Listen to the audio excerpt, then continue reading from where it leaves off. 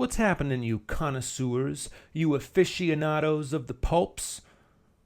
Today, I have the first request. Wombats555 asked me if I could read The Vaults of Yovambus by the great Clark Ashton Smith, and it's my pleasure to do so. So buckle up, strap in, hold on to your butts. This is some science fantasy from the master, Clark Ashton Smith. The Vaults of Yovambus by Clark Ashton Smith. Preface. As an intern in the terrestrial hospital at Ignar, I had charge of the singular case of Rodney Severn, the one surviving member of the Octave expedition to Yovambus, and took down the following story from his dictation. Severn had been brought to the hospital by the Martian guides of the expedition. He was suffering from a horribly lacerated and inflamed condition of the scalp and brow, and was wildly delirious part of the time, and had to be held down in his bed during recurrent seizures of a mania whose violence was doubly inexplicable in view of his extreme debility. The lacerations, as will be learned from the story, were mainly self-inflicted. They were mingled with numerous small, round wounds, easily distinguished from the knife slashes, and arranged in regular circles, through which an unknown poison had been injected into Severn's scalp. The causation of these wounds was difficult to explain, unless one were to believe that Severn's story was true, and was no mere figment of his illness. Speaking for myself, in the light of what afterwards occurred, I feel that I have no other recourse than to believe it. There are strange things on the Red Planet, and I can only second the wish that was expressed by the doomed archaeologist in regard to future explorations. The night after he finished telling me his story, while another doctor than myself was supposedly on duty, Severn managed to escape from the hospital, doubtless in one of the strange seizures at which I have hinted. A most astonishing thing, for he had seemed weaker than ever after the long strain of his terrible narrative, and his demise had been hourly expected. More astonishing still, his bare footsteps were found in the desert, going toward Yovambus, till they vanished in the path of a light sandstorm, but no trace of Severn himself has yet been discovered. The Narrative of Rodney Severn. If the doctors are correct in their prognostication, I have only a few Martian hours of life remaining to me. In those hours I shall endeavor to relate, as a warning to others who might follow in our footsteps, the singular and frightful happenings that terminated our researches among the ruins of Yovambus. Somehow, even in my extremity, I shall contrive to tell the story, since there was no one else to do it.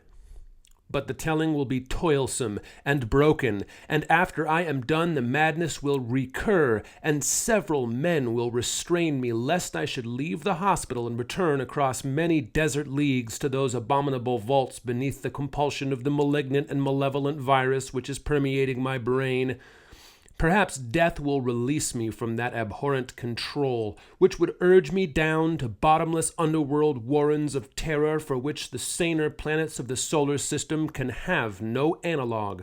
I say perhaps, for, remembering what I have seen, I am not sure that even death will end my bondage. There were 8 of us, professional archaeologists with more or less terrain and interplanetary experience, who set forth with native guides from Ignar, the commercial metropolis of Mars, to inspect that ancient, aeon-deserted city. Alan Octave, our official leader, held his primacy by virtue of knowing more about Martian archaeology than any other terrestrial on the planet. And others of the party, such as William Harper and Jonas Hallgren, had been associated with him in many of his previous researches. I, Rodney Severn, was more of a newcomer, having spent but a few months on Mars, and the greater part of my own ultra-terrene delvings had been confined to Venus. I had heard often of Yovambus in a vague and legendary sort of manner, and never at first hand. Even the ubiquitous Octave had never seen it. Builded by an extinct people whose history has been lost in the latter decadent eras of the planet, it remains a dim and fascinating riddle whose solution has never been approached. and which, I trust, may endure forevermore unsolved by man. Certainly I hope that no one will ever follow in our steps. Contrary to the impression we had received from Martian stories, we found that the semi-fabulous ruins lay at no great distance from Ignar with its terrestrial colony and consulates. The nude, spongy-chested natives had spoken deterringly of vast deserts filled with ever-swirling sandstorms, through which we must pass to reach Yovambus, and in spite of our munificent offers of payment, it had been difficult to secure guides for the journey. We had provisioned ourselves amply, and had prepared for all emergencies that might eventuate during a long trip. Therefore, we were pleased as well as surprised when we came to the ruins after 7 hours of plodding across the flat, treeless, orange-yellow desolation to the southwest of Ignar. On account of the lesser gravity, the journey was far less tiring than one who is unfamiliar with Martian conditions might expect, but because of the thin, Himalaya-like air and the possible strain on our hearts, we had been careful not to hasten. Our coming to Yovambus was sudden and spectacular. Climbing the low slope of a league-long elevation of bare and deeply eroded stone, we saw before us the shattered walls of our destination, whose highest tower was notching the small remote sun that glared and stifled crimson through the floating haze of fine sand. For a little, we thought that the domeless, three-angled towers and broken-down monoliths were those of some unlegended city other than the one we sought, but the disposition of the ruins, which lay in a sort of arc for almost the entire extent of the low and Nasic elevation, together with the type of architecture, soon convinced us that we had found our goal. No other ancient city on Mars had been laid out in that manner, and the strange, many-terraced buttresses of thick walls, like the stairways of forgotten Anakim, were peculiar to the prehistoric race that had built Yovambus. Moreover, Yovambus was the one remaining example of this architecture, aside from a few fragments in the neighborhood of Ignar, which we had previously examined. I have seen the hoary sky-confronting walls of Machu Picchu amid the desolate Andes, and the teocallis that are buried in the Mexican jungles. And I have seen the frozen, giant-builded battlements of Uogam on the glacial tundras of the nightward hemisphere of Venus. But these were as things of yesteryear, bearing at least the memory or intimation of life, compared with the awesome and lethiferous antiquity, the cycle-enduring doom of a petrified sterility that seemed to invest Yovambus. The whole region was far from the life-giving canals beyond whose environs even the mortal and noxious flora and fauna are seldom found. And we had seen no living thing since our departure from Ignar. But here, in this place of eternal bareness and solitude, it seemed that life could never have been. The stark, eroded stones were things that might have been reared by the toil of the dead to house the monstrous ghouls and demons of primal desolation. I think we all received the same impression as we stood staring in silence while the pale, Sanies-like sunset fell on the dark and megalithic ruins. I remember gasping a little, in an air that seemed to have been touched by the irrespirable chill of death, and I heard the same sharp, laborious intake of breath from the others of our party. "That place is deader than an Egyptian morgue," observed Harper. "Certainly it is far more ancient," Octave assented. "According to the most reliable legends, the Yorhis, who built Yovambus, were wiped out by the present ruling race at least 40,000 years ago." "There's a story, isn't there," said Harper, "that the last remnant of the Yorhis was destroyed by some unknown agency, something too horrible and outre to be mentioned even in a myth?" "Of course, I've heard that legend," agreed Octave. "Maybe we'll find evidence among the ruins to prove or disprove it. The Yorhis may have been cleaned out by some terrible epidemic, such as the Yashta pestilence, which was a kind of green mold that ate all the bones of the body, starting with the teeth and nails. But we needn't be afraid of getting it. If there are any mummies in Yovambus, the bacteria will all be dead as their victims, after so many cycles of planetary desiccation. Anyway, there ought to be a lot for us to learn. The Ihais have always been more or less shy of the place. Few have ever visited it, and none, as far as I can find, have made a thorough examination of the ruins.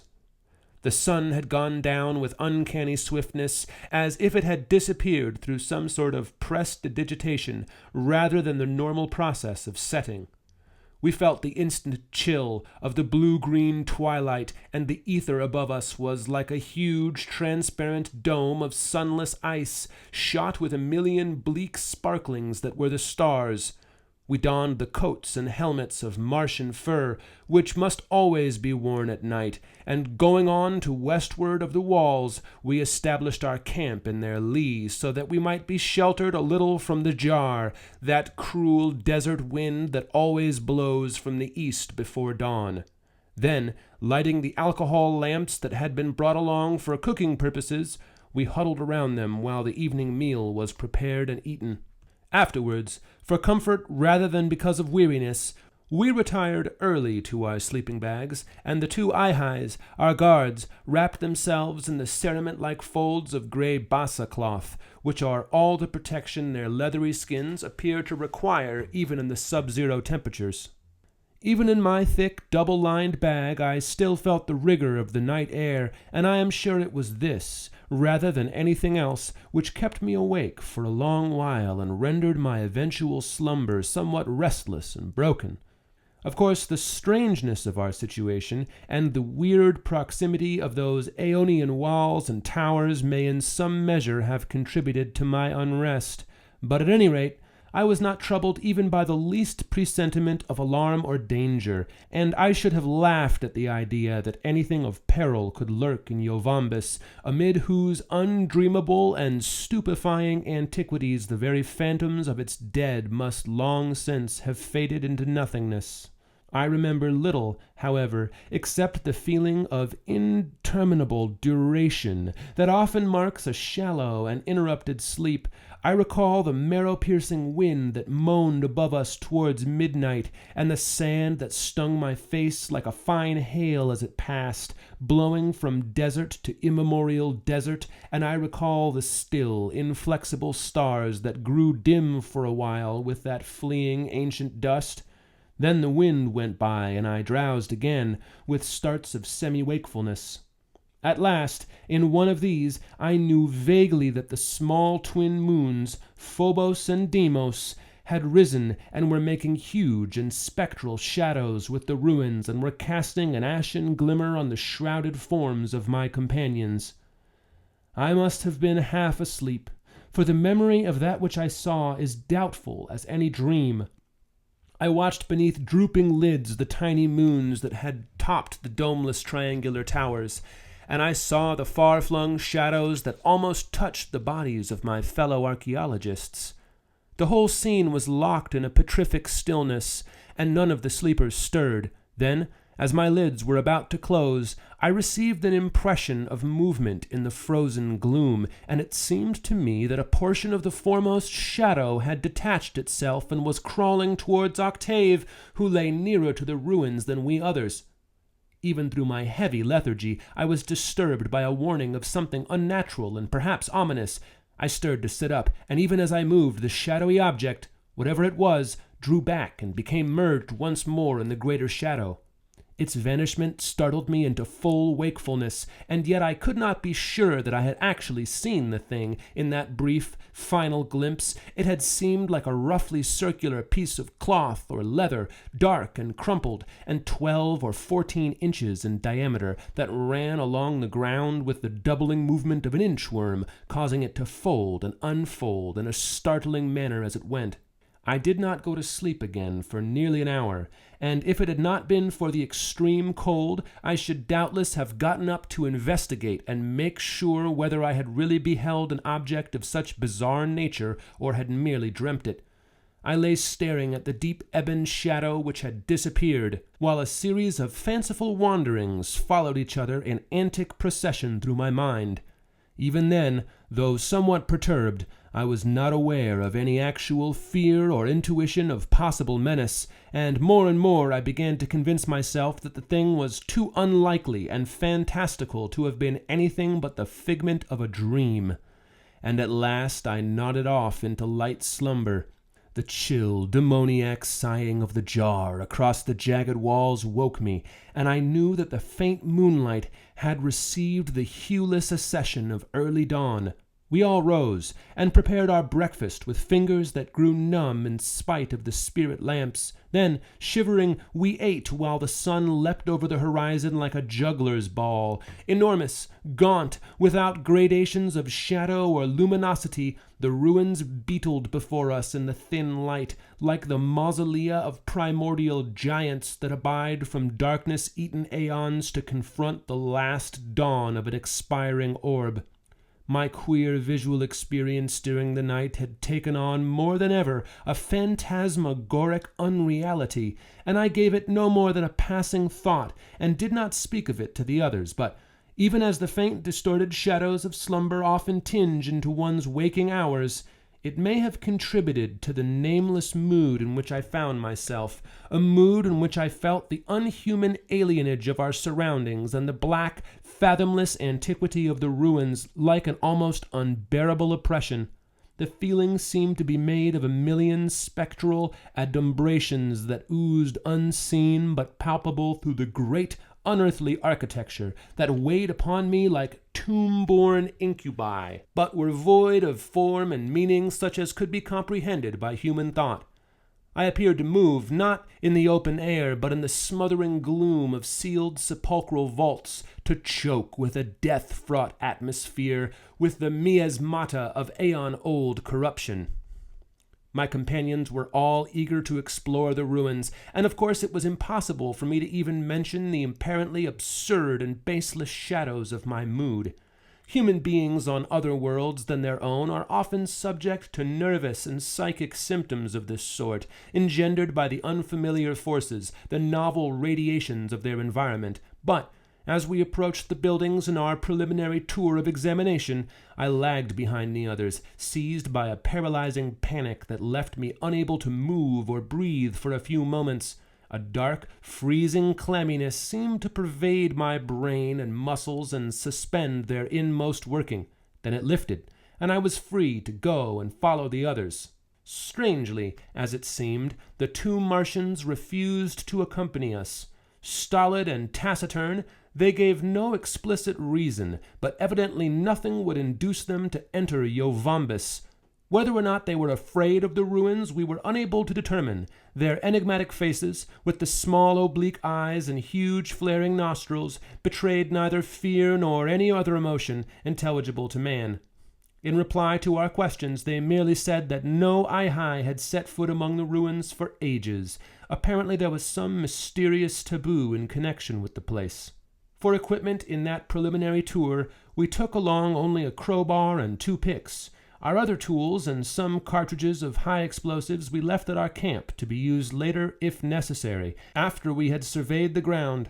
1 or 2 of us owned automatics, but these also were left behind, for it seemed absurd to imagine that any form of life would be encountered among the ruins.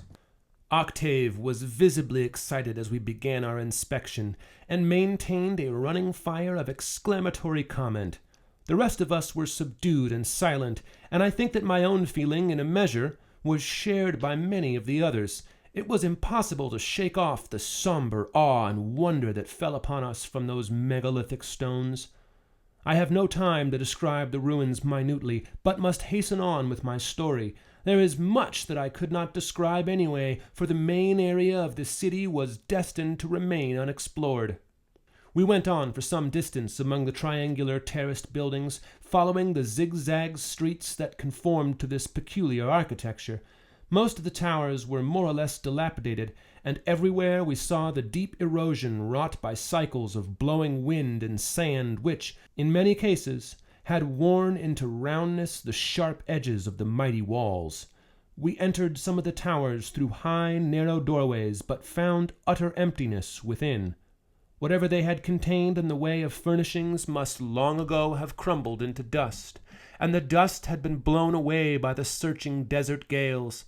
On some of the outer walls there was evidence of carving or lettering, but all of it was so worn down and obliterated by time that we could trace only a few fragmentary outlines, of which we could make nothing. At length we came to a wide thoroughfare, which ended in the wall of a vast terrace, several hundred yards long by perhaps 40 in height, on which the central buildings were grouped like a sort of citadel or acropolis. A flight of broken steps, designed for longer limbs than those of men or even the gangling modern Martians, afforded access to the terrace, which had seemingly been hewn from the plateau itself. Pausing, we decided to defer our investigation of the higher buildings, which, being more exposed than the others, were doubly ruinous and dilapidated, and in all likelihood would offer little for our trouble. Octave had begun to voice his disappointment over our failure to find anything in the nature of the artifacts or carvings that would throw light on the history of Yovambus.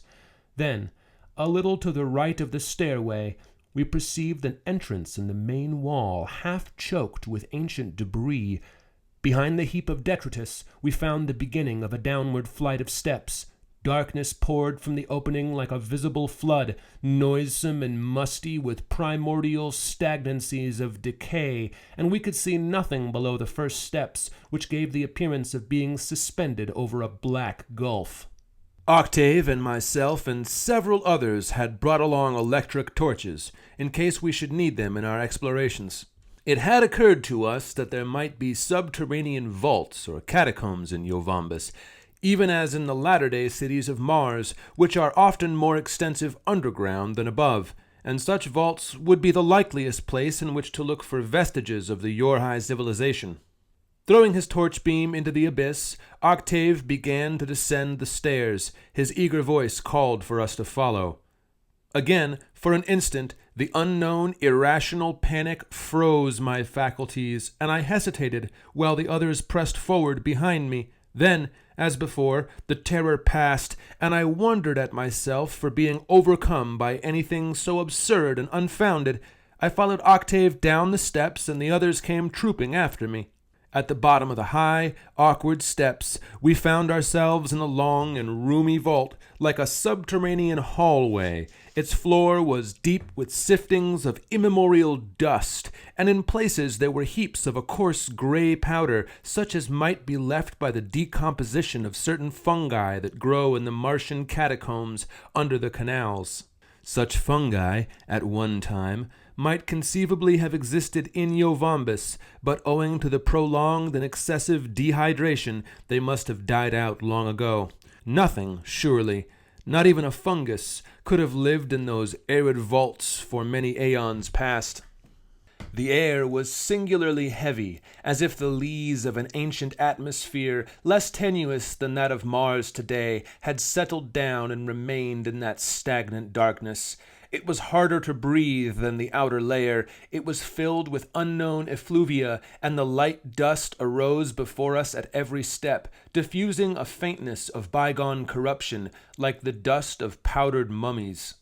At the end of the vault, before a straight and lofty doorway, our torches revealed an immense shallow urn or pan, supported on short cube-shaped legs, and wrought from a dull blackish-green material which suggested some bizarre alloy of metal and porcelain. The thing was about 4 feet across, with a thick rim adorned by writhing, indecipherable figures, deeply etched as if by acid. In the bottom of the bowl, we perceived a deposit of dark and cinder-like fragments, which gave off a slight but disagreeable pungence, like the phantom of some more powerful odor. Octave, bending over the rim, began to cough and sneeze as he inhaled it. That stuff, whatever it was, must have been a pretty strong fumigant, he observed. The people of Yovambus may have used it to disinfect the vaults. The doorway behind the shallow urn admitted us to a larger chamber, whose floor was comparatively free of dust. We found that the dark stone beneath our feet was marked off in multiform geometric patterns, traced with ochreous ore, amid which As in Egyptian cartouches, hieroglyphics and highly formalized drawings were enclosed. We could make little from most of them, but the figures in many were doubtless designed to represent the Yorhis themselves. Like the Ihais, they were tall and angular, with great bellows-like chests, and they were depicted as possessing a supplementary third arm, which issued from the bosom, a characteristic which, in vestigial form, sometimes occurs among the Ihais. The ears and nostrils, as far as we could judge, were not so huge and flaring as those of modern Martians. All these Yorhis were represented as being nude, but in one of the cartouches, done in a far hastier style than the others, we perceived two figures whose high conical craniums were wrapped in what seemed to be a sort of turban, which they were about to remove or adjust. The artist seemed to have laid a peculiar emphasis on the odd gesture with which the sinuous, four-jointed fingers were plucking at these headdresses, and the whole posture was unexplainably contorted. From the second vault, passages ramified in all directions, leading to a veritable warren of catacombs. Here, enormous pot-bellied urns of the same material as the fumigating pan, but taller than a man's head and fitted with angular-handled stoppers, were ranged in solemn rows along the walls, leaving scant room for us to walk abreast. When we succeeded in removing one of the huge stoppers, we saw that the jar was filled to the rim with ashes and charred fragments of bone. Doubtless, as is still Martian custom, the Yorhis had stored the cremated remains of whole families in single urns. Even Octave became silent as we went on, and a sort of meditative awe seemed to replace his former excitement. We others, I think, were utterly weighed down to a man by the solid gloom of a concept defying antiquity, into which it seemed that we were going further and further at every step. The shadows fluttered before us like the monstrous and misshapen wings of phantom bats. There was nothing anywhere but the atom-like dust of ages and the jars that held the ashes of a long-extinct people. But, clinging to the high roof in one of the further vaults, I saw a dark and corrugated patch of circular form, like a withered fungus. It was impossible to reach the thing, and we went on after peering at it with many futile conjectures.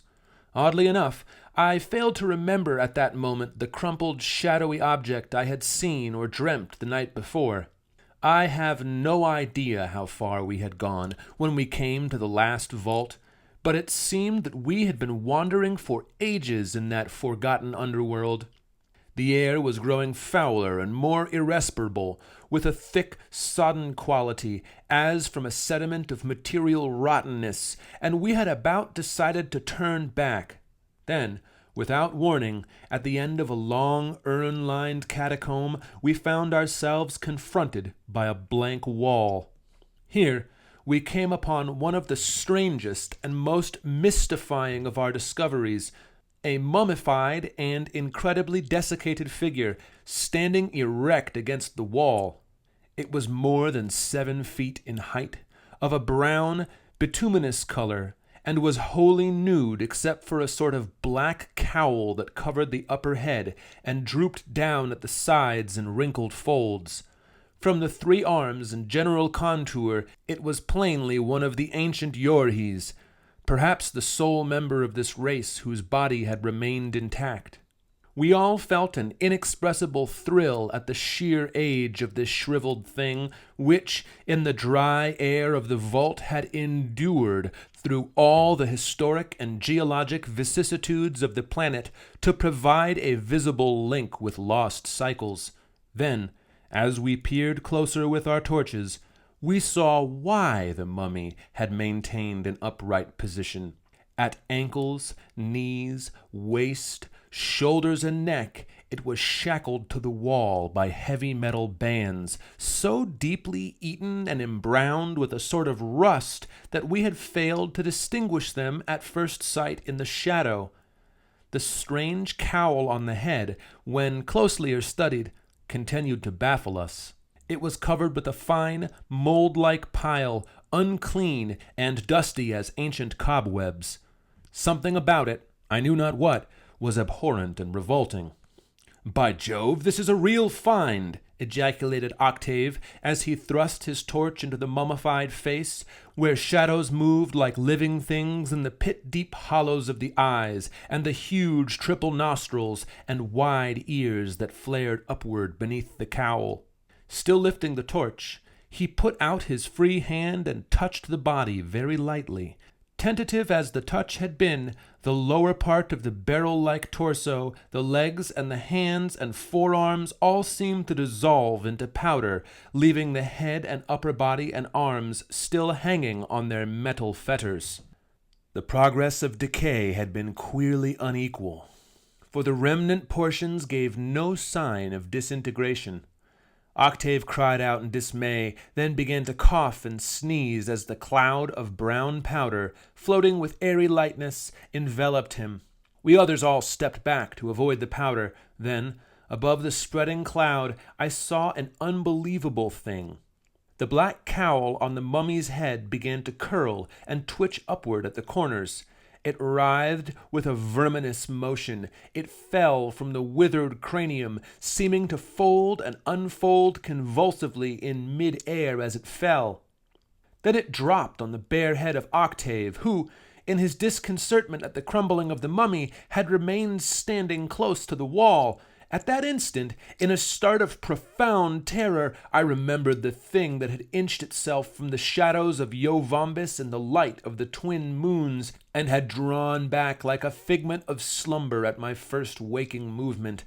Cleaving closely as a tightened cloth, the thing enfolded Octave's hair and brow and eyes, and he shrieked wildly, with incoherent pleas for help, and tore with frantic fingers at the cowl, but failed to loosen it.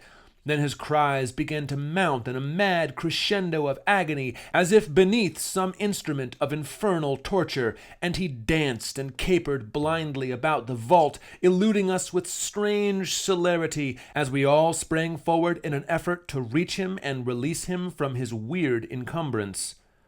The whole happening was mysterious as a nightmare, but the thing that had fallen on his head was plainly some unclassified form of Martian life, which, contrary to all the known laws of science, had survived in those primordial catacombs. We must rescue him from its clutches if we could.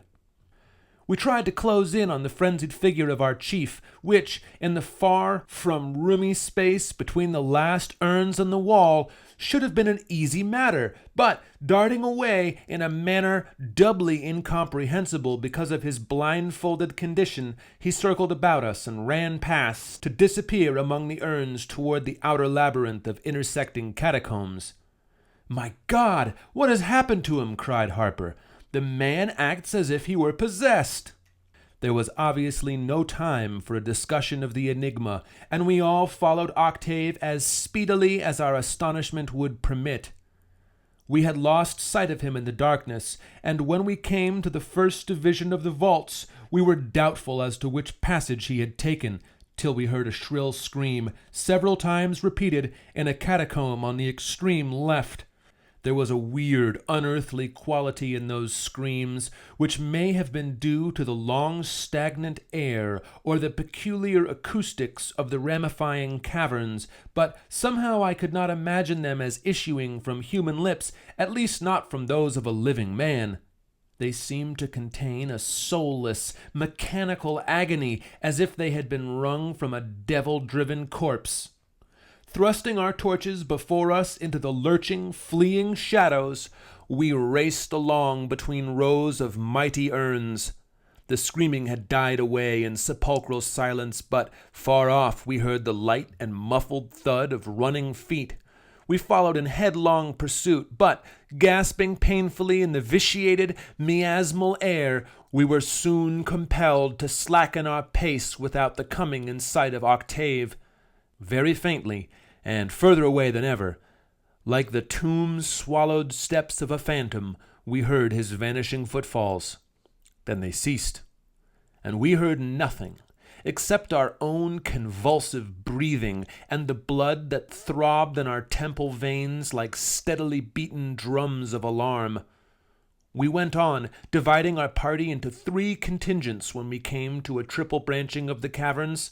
Harper and Halgren and myself took the middle passage, and after we had gone on for an endless interval without finding any trace of Octave, and had threaded our way through recesses piled to the roof with colossal urns that must have held the ashes of 100 generations, we came out in the huge chamber with the geometric floor designs. Here, very shortly, we were joined by the others, who had likewise failed to locate our missing leader. It would be useless to detail our renewed and hour-long search of the myriad vaults, many of which we had not hitherto explored. All were empty, as far as any sign of life was concerned. I remember passing once more through the vault in which I had seen the dark rounded patch on the ceiling, and noting with a shudder that the patch was gone. It was a miracle that we did not lose ourselves in that underworld maze, but at last we came back to the final catacomb in which we had found the shackled mummy. We heard a measured and recurrent clangor as we neared the place, a most alarming and mystifying sound under the circumstances. It was like the hammering of ghouls on some forgotten mausoleum. When we drew nearer, the beams of our torches revealed a sight that was no less unexplainable than unexpected. A human figure, with its back toward us and the head concealed by a swollen black object that had the size and form of a sofa cushion, was standing near the remains of the mummy and was striking at the wall with a pointed metal bar. How long Octave had been there, and where he had found the bar, we could not know. But the blank wall had crumbled away beneath his furious blows, leaving on the floor a pile of cement-like fragments, and a small, narrow door of the same ambiguous material as the cinerary urns and the fumigating pans had been laid bare. Amazed, uncertain, inexpressibly bewildered, we were all incapable of action or volition at that moment. The whole business was too fantastic and too horrifying, and it was plain that Octave had been overcome by some sort of madness. I, for one, felt the violent upsurge of sudden nausea when I had identified the loathsomely bloated thing that clung to Octave's head and drooped in obscene tumescence on his neck. I did not dare to surmise the causation of its bloating. Before any of us could recover our faculties, Octave flung aside the metal bar and began to fumble for something in the wall. It must have been a hidden spring, though how he could have known its location or existence is beyond all legitimate conjecture. With a dull, hideous grating, the uncovered doors sprung inward, thick and ponderous as a mausoleum slab, leaving an aperture from which nether midnight seemed to well like a flood of aeon-buried foulness. Somehow, at that instant, our electric torches appeared to flicker and grow dim, and we all breathed a suffocating fetor, like a draught from inner worlds of immemorial putrescence. Octave had turned toward us now, and he stood in an idle posture before the open door, like one who has finished some ordained task. I was the first of our party to throw off the paralyzing spell, and, pulling out a clasp knife, the only semblance of a weapon which I carried, I ran over to him. He moved back, but not quickly enough to evade me, when I stabbed with the 4-inch blade at the black, turgescent mass that enveloped his whole upper head and hung down upon his eyes. What the thing was, I should prefer not to imagine, if it were possible to imagine. It was formless as a great slug, with neither head nor tail nor apparent organs, an unclean, puffy, leathery thing, covered with that fine mold-like fur of which I have spoken. The knife tore into it, as if through rotten parchment, making a long gash, and the horror appeared to collapse like a broken bladder. Out of it there gushed a sickening torrent of human blood, mingled with dark, filiated masses that may have been half-dissolved hair, and floating gelatinous lumps like molten bone, and shreds of a curdy white substance.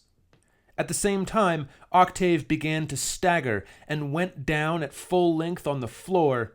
Disturbed by his fall, the mummy dust arose about him in a curling cloud, beneath which he lay mortally still.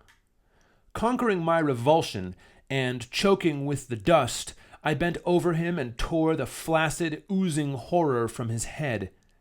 It came with unexpected ease, as if I had removed a limp rag, but I wished to God that I had let it remain. Beneath, there was no longer a human cranium, for all had been eaten away, even to the eyebrows, and the half-devoured brain was laid bare as I lifted the cowl-like object. I dropped the unnameable thing from my fingers that had grown suddenly nerveless, and it turned over as it fell, revealing on the nether side many rows of pinkish suckers, arranged in circles about a pallid disk that was covered with nerve-like filaments, suggesting a sort of plexus. My companions had pressed forward behind me, but for an appreciable interval no one spoke. "How long do you suppose he's been dead?" It was Halgren who whispered the awful question which we had all been asking ourselves. Apparently, no one felt able or willing to answer it, and we could only stare in horrible, timeless fascination at Octave. At length, I made an effort to avert my gaze, and turning at random, I saw the remnants of the shackled mummy, and noted for the first time, with mechanical, unreal horror, the half-eaten condition of the withered head. From this, my gaze was diverted to the newly opened door at one side without perceiving for a moment what had drawn my attention. Then, startled, I beheld beneath my torch, far down beyond the corridor, as if in some nether pit, a seething, multitudinous, worm-like movement of crawling shadows. They seemed to boil up in the darkness, and then, over the broad threshold of the vault, there poured the verminous vanguard of a countless army, things that were kindred to the monstrous diabolic leech I had torn from Octave's eaten head.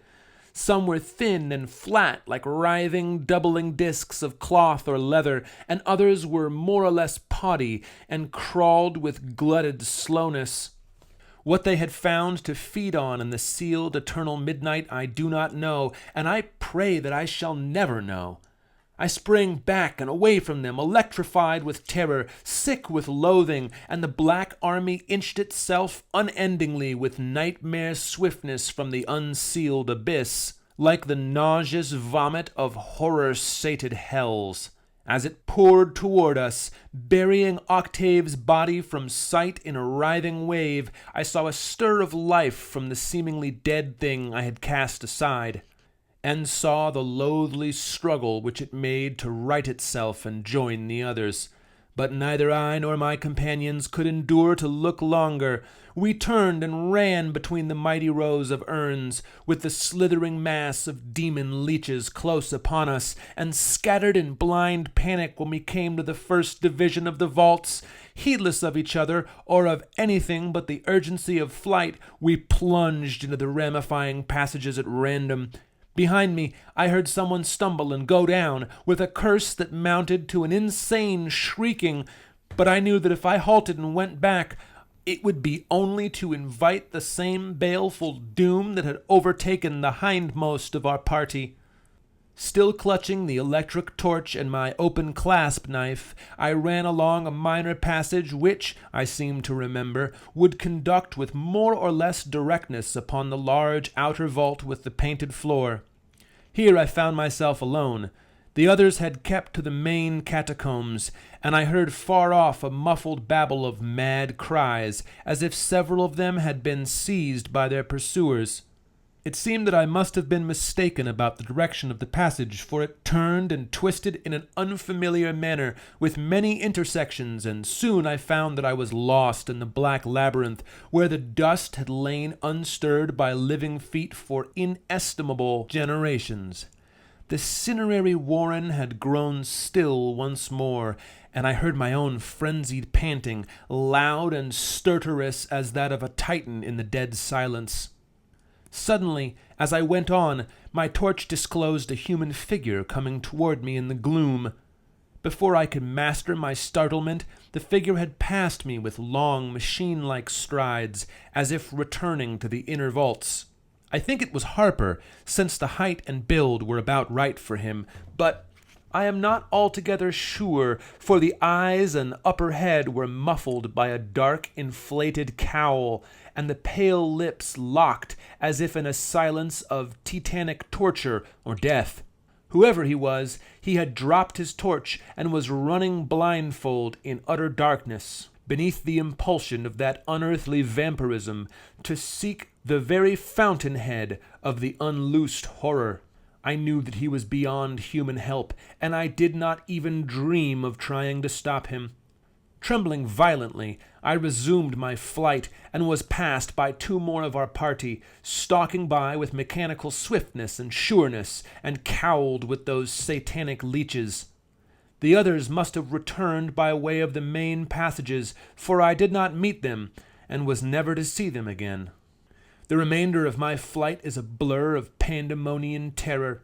Once more, after thinking that I was near the outer cavern, I found myself astray, and fled through a ranged eternity of monstrous urns in vaults that must have extended for an unknown distance beyond our explorations. It seemed that I had gone on for years, and my lungs were choking with the aeon-dead air, and my legs were ready to crumble beneath me, when I saw, far off, a tiny point of blessed daylight. I ran toward it, with all the terrors of the alien darkness crowding behind me, and accursed shadows flittering before me, and saw that the vault ended in a low, ruinous entrance, littered by rubble on which there fell an arc of thin sunshine. It was another entrance than the one by which we had penetrated this lethal underworld, and I was within a dozen feet of the opening when, without sound or further intimation, something dropped upon my head from the roof above, blinding me instantly and closing upon me like a tautened net.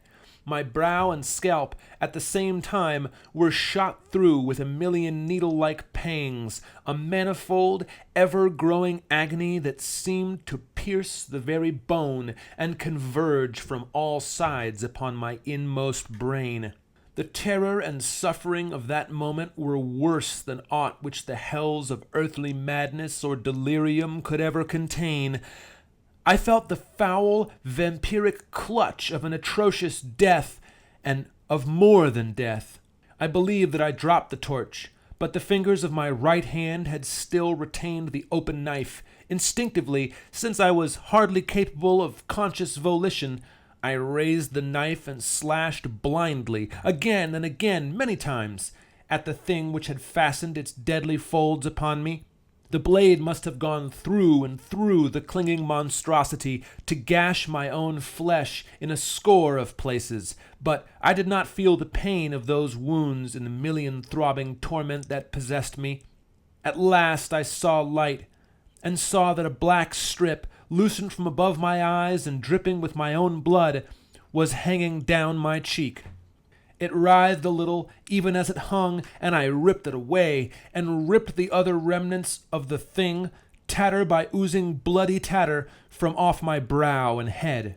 Then I staggered towards the entrance, and the wan light turned to a far receding, dancing flame before me as I lurched and fell outside the cavern, a flame that fled like the last star of creation above the yawning, sliding chaos and oblivion into which I descended.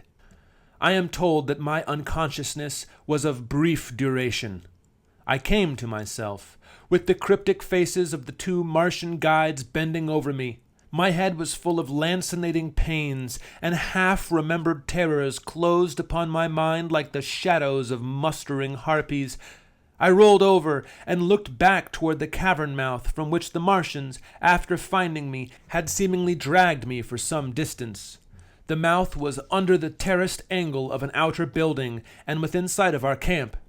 I stared at the black opening with hideous fascination, and descried a shadowy stirring in the gloom, the writhing, verminous movement of things that pressed forward from the darkness but did not emerge into the light. Doubtless they could not endure the sun, those creatures of ultramundane night and cycle-sealed corruption. It was then that the ultimate horror, the beginning madness, came upon me. Amid my crawling revulsion, my nausea-prompted desire to flee from that seething cavern mouth, there rose an abhorrently conflicting impulse to return, to thread my backward way through all the catacombs as the others had done, to go down where never men save they, the inconceivably doomed and accursed, had ever gone, to seek beneath that damnable compulsion a nether-world that human thought can never picture. There was a black light, a soundless calling, in the vaults of my brain, the implanted summons of the thing, like a permeating and sorcerous poison. It lured me to the subterranean door that was walled up by the dying people of Yovambus, to immure those hellish and immortal leeches, those dark parasites that engraft their own abominable life to the half-eaten brains of the dead. It called me to the depths beyond, where dwell the noisome, necromantic ones, of whom the leeches, with all their powers of vampirism and diabolism, are but the merest minions. It was only the two eye-highs who prevented me from going back. I struggled. I fought them insanely as they strove to retard me with their spongy arms, but I must have been pretty thoroughly exhausted from all the superhuman adventures of the day, and I went down once more, after a little, into fathomless nothingness, from which I floated out at long intervals to realize that I was being carried across the desert towards Ignar. Well, that is all my story. I have tried to tell it fully and coherently at a cost that would be unimaginable to the sane, to tell it before the madness falls upon me again, as it will very soon, as it is doing now. Yes, I have told my story, and you have written it all out, haven't you? Now I must go back to Yovambus, back across the desert and down through all the catacombs to the vaster vaults beneath. Something is in my brain that commands me and will direct me. I tell you, I must go. The end. Something I really enjoy about Clark Ashton Smith's science fiction, or really, we should call it fantasy set in the future, or like planetary fantasy or something like that, is the themes that he draws on. I mean, this is similar to some of Lovecraft's work from the same era. I think you guys can kind of make those comparisons, but that sense of delving and even the allusion to other necromantic beings that these vampiric cloth-like leathery things are but the servants of is pretty reminiscent of Lovecraft. And it's moments like this when you really get the sense the two of them were corresponding meaningfully. We're sharing ideas and shooting stuff back and forth. There's some other Lovecraft and Ashton Smith crossover stuff I'm sure we'll get to. But beyond that, I enjoyed reading this because it was a request. So go ahead and request stuff. And by the time you listen to this, maybe the Kickstarter campaign is over. It's been super successful. Right now, I'm looking at, oh my goodness, it must be 600% funding. But that doesn't mean that you shouldn't jump on board. You should be a backer of thrilling suspense fantasy. So please, jump on, be a part of this great journey, and I'll see you on the next video.